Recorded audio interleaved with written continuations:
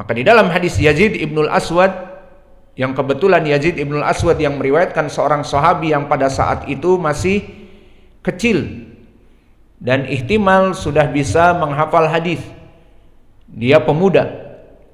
Di saat dia sholat bersama Nabi di masjid, maka Nabi mendapati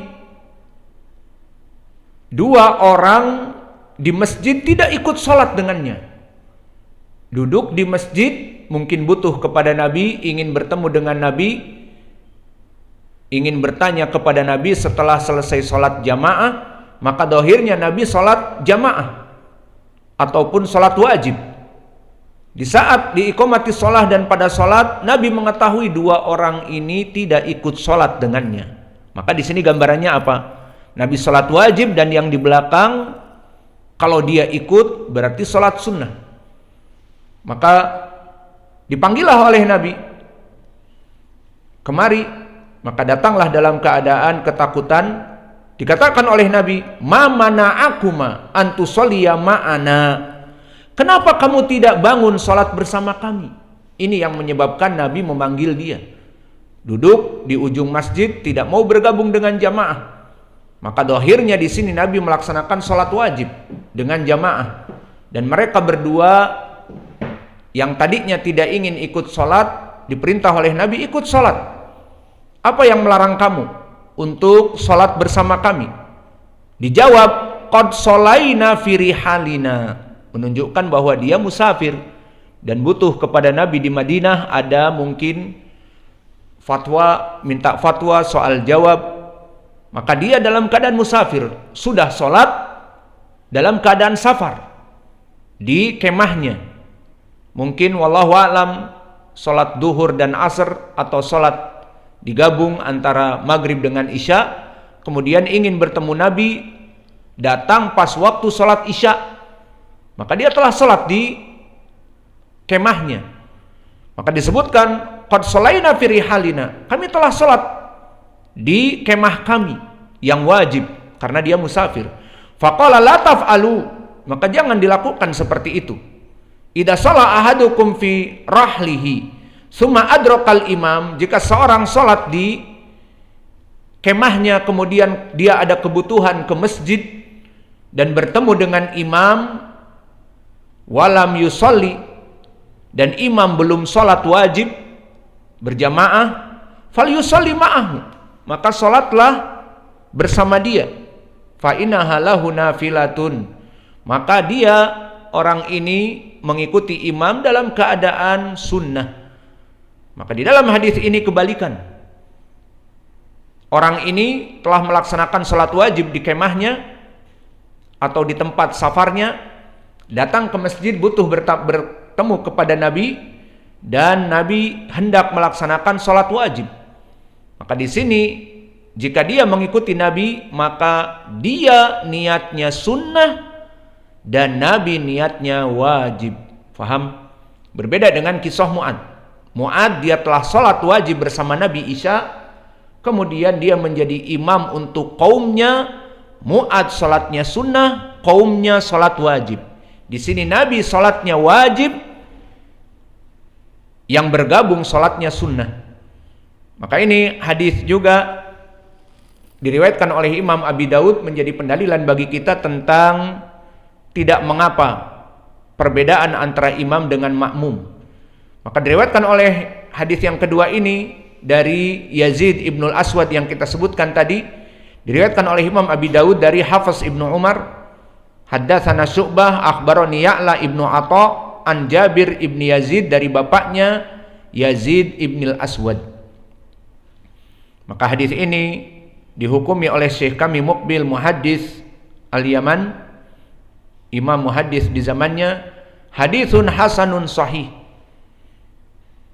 Dan kemudian kami berikan hadis yang ketiga agar pendalilannya lebih kuat. Maka di hadis yang ketiga diriwayatkan oleh Imam Ahmad, disebutkan dari seorang sahabi yang mubham, an rajulin min bani ad-Dili, seseorang sahabat dari Bani Dili. Maka Dili adalah dari kabilahnya. Sholaitu dhuhra fi baiti, Summa kharajtu bi abairali li usaddiroha ila arra'i. Maka aku telah sholat duhur di rumahku. Dohirnya dia jauh rumahnya dari masjid Nabi. Maka dia sholat di rumahnya dan dalam keadaan kebutuhan. Maka dia melewati masjid Nabi. Famarartu bi Rasulillah sallallahu alaihi wasallam wa huwa yusalli bin nas adzuhra. Maka Nabi sholat berjamaah, sholat duhur, dan dia lewat karena ada kebutuhan. Dan dia telah sholat duhur di rumahnya. Maka di sini bisa jadi seperti kisah yang pertama, dia musafir, sholat duhur di rumahnya, kemudian butuh kepada Nabi, maka dia melewati Nabi.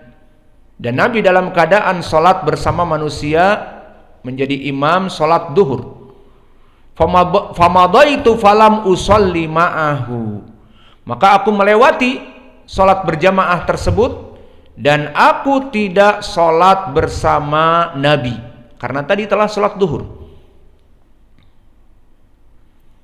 Maka setelah selesai dari hajatku, aku sebutkan yang demikian li Rasulillah sallallahu alaihi wasallam. Aku kisahkan bahwa aku melewati kamu ya Rasulullah, kamu sedang sholat duhur berjamaah. Namun aku telah sholat duhur, maka aku hanya melewati masjid dan butuh kepada dohirnya orang yang ada di masjid, maka menunggu. Faqala lima mana'aka ya fulan antusolliya ma'ana hina mararta bina. Apa wahai fulan yang melarang kamu untuk bergabung sholat bersama kami? Hina mararta bina, di saat kamu melihat kami sholat duhur, kenapa tidak bergabung? Qala fakultu ya Rasulullah inni qad kuntu sholaitu fi baiti. Ya Rasulullah, aku telah sholat duhur di rumahku dan aku butuh ke masjid untuk bertemu dengan fulan dan kebetulan belum pada sholat, sehingga orang ini dohirnya menunggu dan tidak ikut sholat berjamaah, padahal dia sudah sholat, itu sebabnya.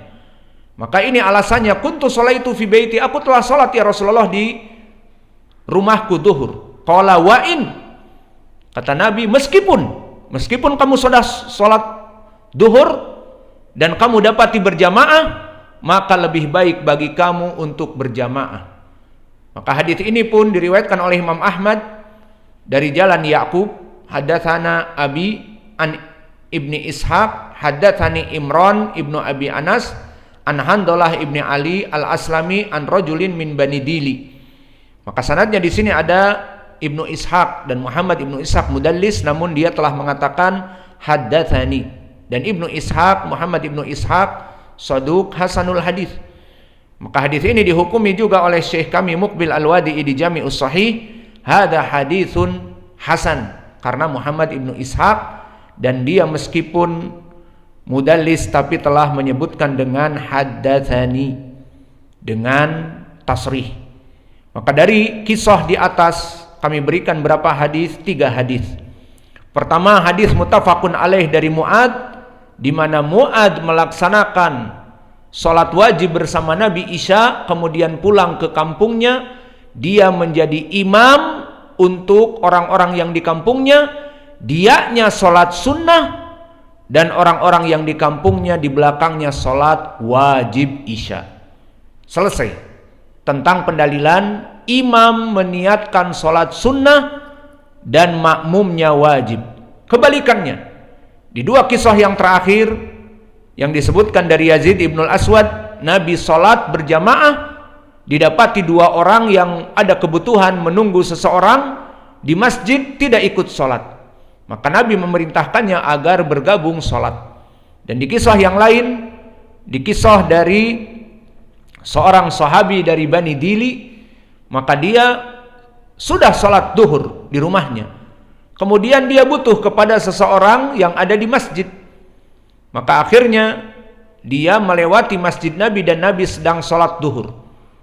Maka di sini dia kisahkan, aku melewati kamu ya Rasulullah sholat duhur dan aku tidak bergabung. Kenapa? Karena aku telah sholat duhur di rumah.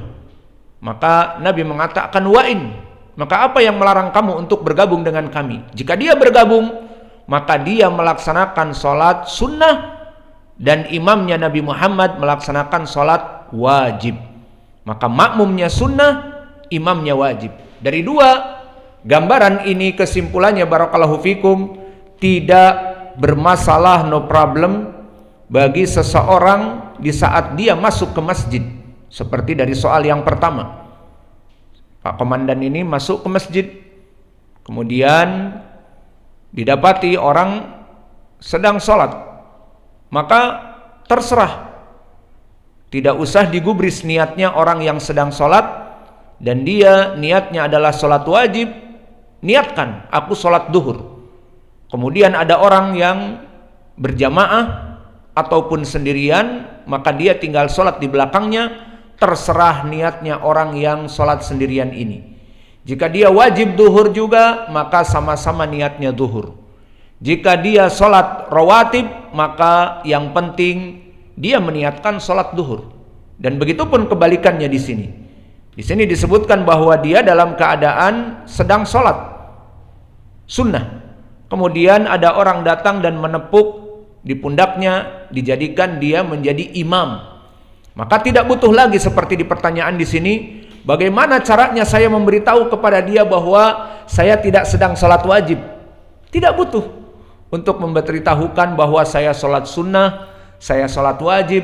Semua tergantung niatnya. Maka tadi di saat komandan ini masuk, kakak saya yang bertanya, jika di saat dia masuk didapati orang sedang sholat sunnah, ya sudah, dia sholat wajib, dan yang menjadi imam sholat sunnah tidak mengapa. Dan begitu pun di saat komandan ini masuk ke masjid sholat sunnah, ada yang menepuk di belakang, kemudian dikatakan di pertanyaan, apa yang harus saya perbuat bahwa saya tidak sedang sholat wajib? Bagaimana caranya saya memberitahu kepada dia bahwa saya tidak sedang sholat wajib supaya dia tidak jadi makmum? Tidak ada urusannya. Maka di sini Pak Komandan tinggal sholat, selesaikan hajatnya, sholat 2 rakaat, dan yang di belakang makmum meniatkan sholat wajib mengikuti imam dari komandan yang sunnah. Tidak apa-apa, jangan dilarang, jangan dikatakan saya sedang sholat sunnah, jangan jadi makmum. Tidak perlu. Maka pembahasannya seperti hadis yang kami sebutkan. Maka inilah pendalilannya dari 3 hadis. 1 hadis dari Jabir muttafaqun alaih, 2 hadis dikeluarkan ashabus sunan, dan semuanya kami berikan contoh yang berlainan. Hadis Mu'ad, di mana Mu'ad menjadi imam bagi kaumnya, dia sholat sunnah, makmumnya sholat wajib. Dan di kisah 2 hadis yang terakhir, Nabi sholat berjamaah duhur, kemudian ada 2 orang makmum sholatnya sunnah. Maka berbeda keduanya dari permasalahan niat dan tidak berpengaruh. Maka inilah yang bisa kita berikan. Wa naktafi ilahuna wa jazakumullahu khaira wa barakallahu fikum. Dan terima kasih kepada Pak Komandan yang menanyakan perkara-perkara yang memang dia tidak tahu, karena ini adalah diperintahkan oleh Allah seperti di Al-Quran, fas'alu ahla dzikri in kuntum la ta'lamun. Maka bertanyalah kepada orang yang berilmu jika kamu tidak mempunyai ilmu. Maka sikap kritis seperti ini sangat bagus dipertahankan.